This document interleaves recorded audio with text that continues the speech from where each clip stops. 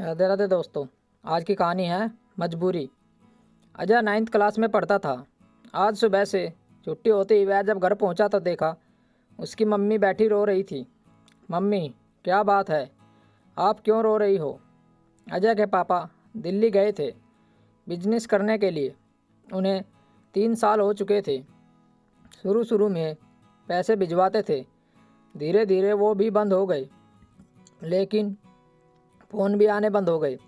आज शोभा जी ने फ़ोन किया तो उन्होंने कहा, मेरा तुम दोनों से कोई मतलब नहीं है। मैंने यहीं रहने का फ़ैसला किया है। मैं अब कभी वापस नहीं आऊँगा और आज के बाद इस नंबर पर कभी फ़ोन मत करना। यह कहकर उन्होंने फ़ोन काट दिया। शोभा जी इस बात को सुनकर तब से रोए जा रही थी। तभी अजय आ जाता है। मम्मी, आप चिंता मत करो, मैं कल से कोई काम ढूंढ लेता हूँ। हम अकेले रह लेंगे, हमें किसी की ज़रूरत नहीं है। पापा के लिए उसके मन में कड़वाहट भर चुकी थी। वह अपनी माँ को सांत्वना देने में लगा था।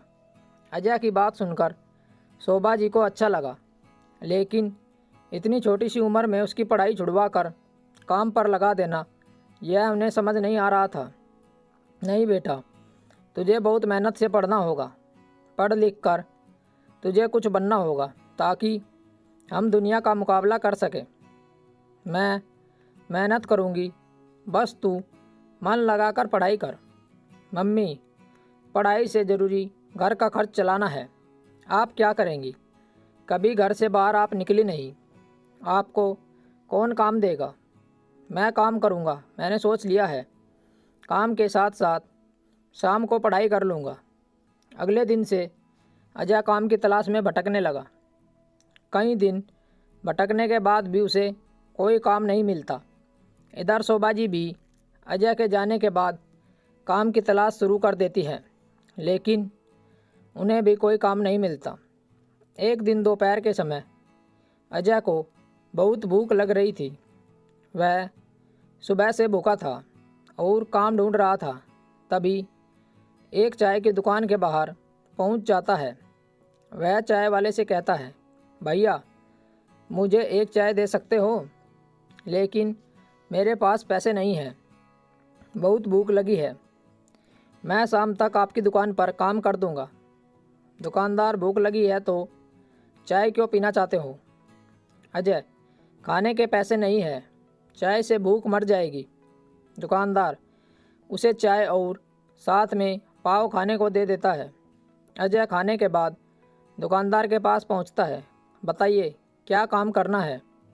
मैं शाम तक आपका काम करता रहूँगा। दुकानदार, जा बेटा, घर जा, हम छोटे बच्चों से काम नहीं करवाते। किसी ने देख लिया तो पुलिस हमें पकड़ लेगी। अजय, लेकिन मैंने तो आपकी चाय पी है, आपके पैसे कैसे चुकाऊंगा? दुकानदार, बेटा, जब पैसे हों दे जाना। अजय, नहीं, मुझे कुछ ना कुछ काम बताइए, मैं कर दूंगा। दुकानदार, अच्छा, एक काम कर, बड़े चौराहे पर एक दुकान है, वहाँ से मुझे पाव ला दे।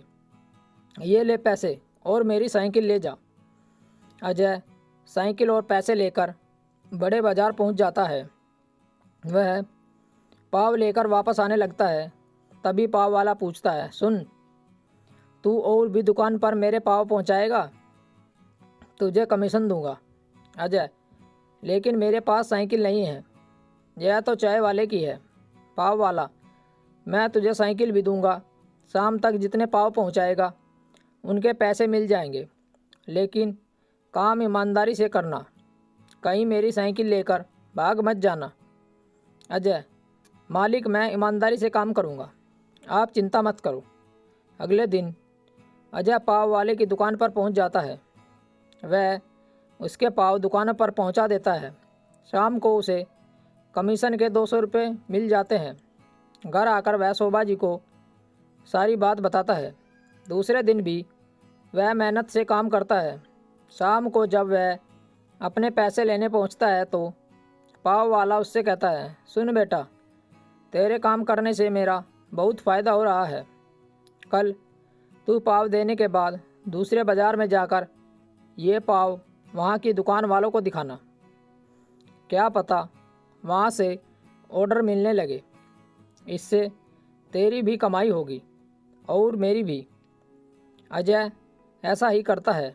धीरे धीरे उसका काम बढ़ने लगता है। इधर शोभा जी को भी एक घर में खाना बनाने का काम मिल जाता है।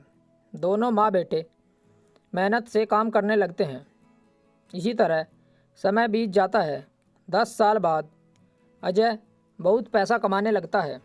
उसने पैसे जोड़कर अपनी पाव की दुकान खोल ली थी। उसकी दुकान पर उसने कई लड़के रख लिए जो पाव बेचने जाते थे। अजय ने अपनी माँ का काम छुड़वा दिया था। कुछ समय बाद शोभा जी ने एक अच्छी सी लड़की देखकर अजय की शादी कर दी। पूरा परिवार खुशी से रह रहा था। एक दिन किसी ने गेट खटखटाया। शोभा जी ने दरवाज़ा खोला तो देखा सामने उसके पति नरेंद्र जी खड़े थे। शोभा उन्हें पहले तो पहचान नहीं पाई। पुराने से कपड़े, दाढ़ी बढ़ी हुई, बहुत कमज़ोर लग रहे थे। शोभा, अब आप क्यों आए हो? नरेंद्र जी फूट फूट कर रोने लगे। मुझे माफ़ कर दो, मैंने बहुत पैसा कमाया, फिर मैंने वहीं शादी कर ली। उसके बाद सब कुछ अच्छा चल रहा था, लेकिन एक दिन मैं बीमार पड़ गया। मेरी पत्नी सारा पैसा और जेवर लेकर चली गई। मैं अकेला बीमारी से लड़ता रहा। मेरी हालत ऐसी हो गई, अब न मेरे पास घर है, न खाने को रोटी, न पहनने को कपड़े। मैंने तुम लोगों के साथ बहुत बुरा किया, लेकिन अब मैं कहाँ जाऊँ?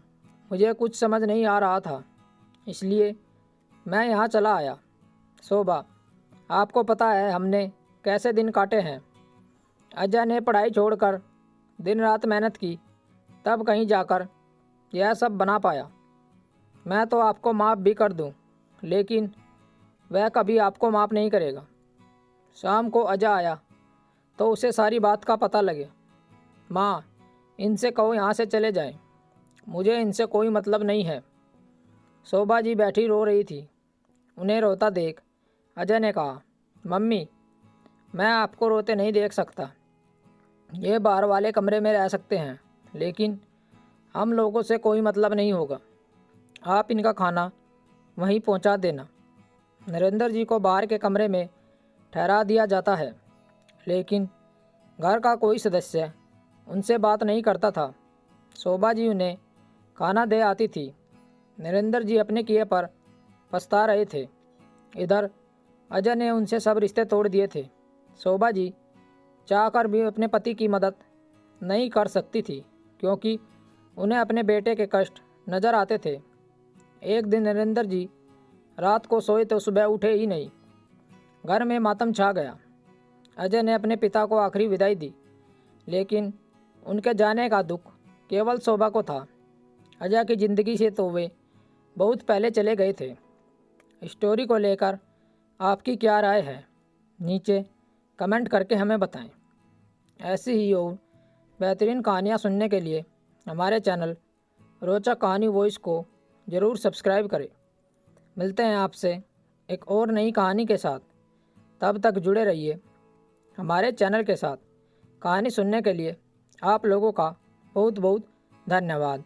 राम राम दोस्तों।